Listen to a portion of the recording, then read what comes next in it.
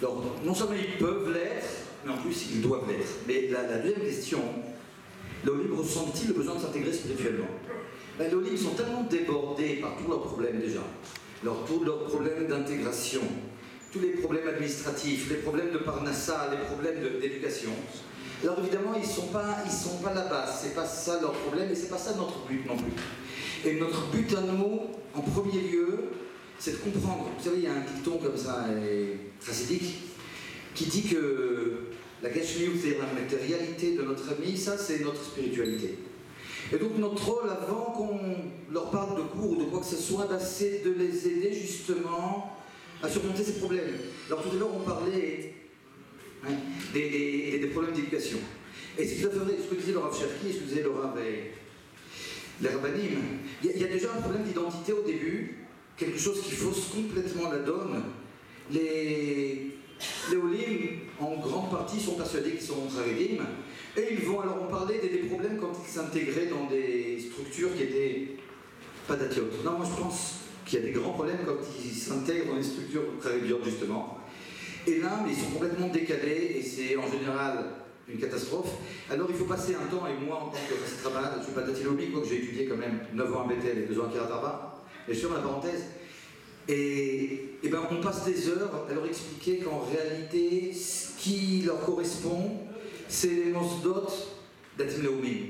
Et en réalité, c'est ça leur identité, alors on met le chapeau de côté, etc. Mais je veux dire, c'est ça qui en général, ouais, évidemment, il y a toujours des exceptions, des personnes qui sont très très ciblées, et qui ont déjà un grand réca, etc. Mais sinon, en général, c'est ça le point. Mais pour revenir à la question, notre but et notre devoir, je pense, c'est justement de les aider à trouver la parnassa, de les aider à trouver des endroits pour l'éducation de leurs enfants, de les aider au niveau administratif.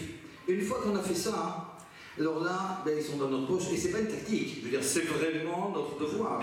Mais en plus, si on veut qu'ils aient une intégration spirituelle, ils vont s'intégrer avec celui qui les aura aidés. Et là, je vais vous raconter une anecdote, et je suis vraiment désolé que le Rav Zini ne soit pas là. Parce que je vais vous raconter, moi, mon histoire. Et vous, Rav Zini? Rav Zini, à Taroti, Shalom Rav Zini. Mori Verabi, maintenant je vais parler de vous, alors on vous verra pas si vous rougissez, c'est pas grave. Et moi j'ai fait mon allié il y a 39 ans. J'ai fait mon allié il y a 39 ans, et c'était la première année où les examens d'entrée au Technion, il y a un concours comme ça qui était en France. Donc j'ai réussi, mais je ne parlais pas ivrite. Au bac j'avais fait anglais-allemand. Et donc je suis arrivé en Israël, le jour où je suis arrivé de l'aéroport, je suis arrivé au Technion, j'étais accepté au Technion sans parler ivrite. Et Rav Zini, alors comme ça je dis, ouais, ça répond à la question. Et attaque la Vashtaoti. Alors le premier vers qui je me suis tourné, c'est le Rav Zini, mais pas pour des problèmes de rabbin, pas pour des problèmes de barbe, pour des problèmes de... Rav Zini, j'ai compris qu'avec un bac français, on pouvait avoir une dispense d'une matière de chimie au Technion. Et comment on fait? Et où est le bureau de banque? Et comment je fais pour la sortie? Et le Rav Zini était toujours prêt pour nous, et ça a duré comme ça 4 ans. Alors maintenant on est eu moins en contact.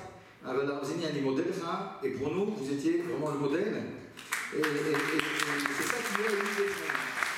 Donc, ouais, l'intégration spirituelle, ça commence justement par tous ces petits problèmes. Et je vais peut-être raconter une anecdote à Rav Zini, vous savez quoi?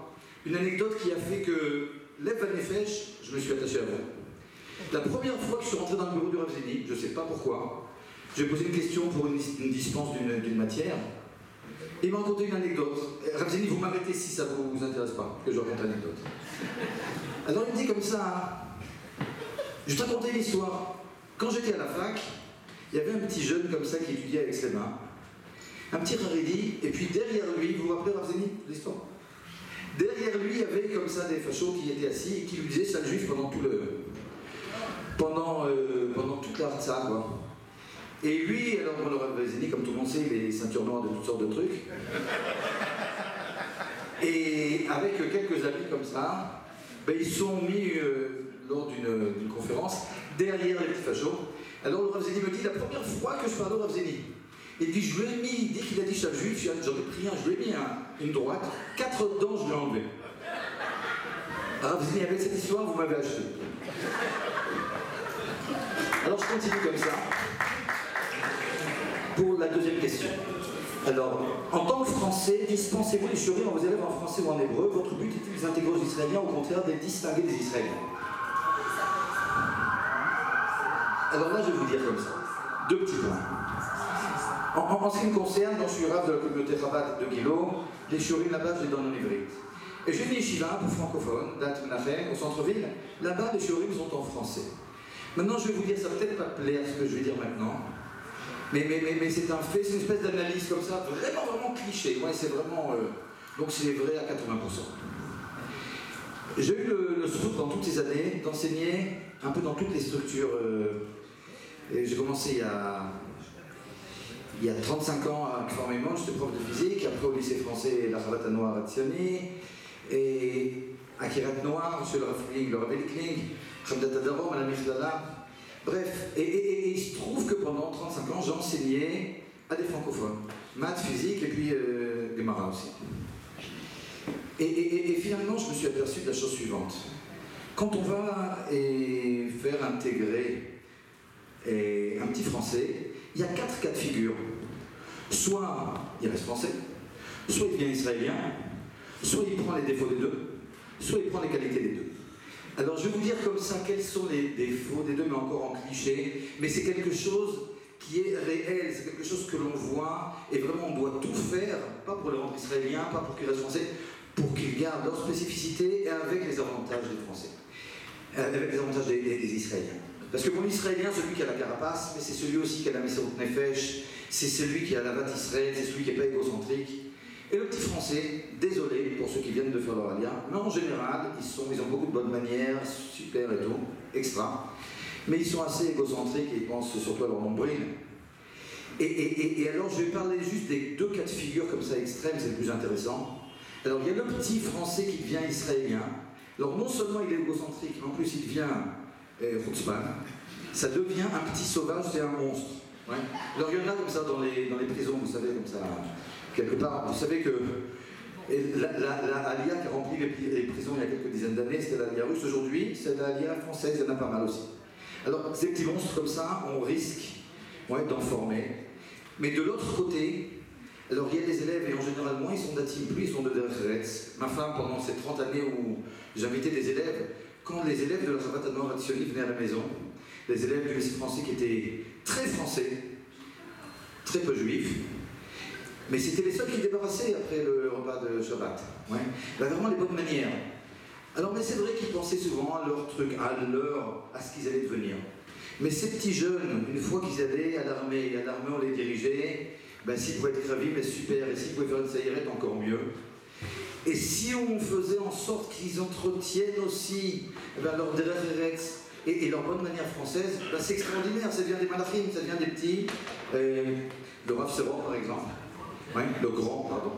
Et on étudie ensemble à la Yeshiva de Bethel. Voilà, c'est un exemple des produits réussis de la Alia française. Pour répondre comme ça maintenant à la troisième question, est-ce que vous avez un moyen spécial pour mettre en lèvre votre spécificité? Par exemple, si vous êtes rabat, je ne sais pas à qui parler, si vous êtes rabat, c'est peut-être à moi. Ok, est-ce que vous voulez forcer à prier dans Télat Hachem ou quoi? Alors regardez, non seulement non, mais je ne vois pas pourquoi on leur pousserait dans notre spécificité. Ils ont chacun sa spécificité. En ce qui me concerne, parce que c'est la question, pendant 30 ans, mes élèves, en fonction de leur identité, je les ai envoyés, j'en ai envoyé quelques dizaines chez le Rav Kochko, chez le Rav Zini, et au Machon Meir, un peu partout, chacun d'après ce qui appartenait à sa neshama, ce qu'on voyait. Alors c'est vrai qu'il y en a quelques-uns, en ce qui me concerne, qui avaient vraiment une âme comme ça chassidique, et qui sont devenus rabbiniques, c'est une petite minorité. En ce qui concerne le moussar, pas du tout, je veux dire la Beth Knesset, chacun prie dans son moussar, et je pense que c'est ce qu'il faut développer. Voilà comme ça sur un pied, ce qui rate, j'ai pris beaucoup de temps. Bonne éducation en plus.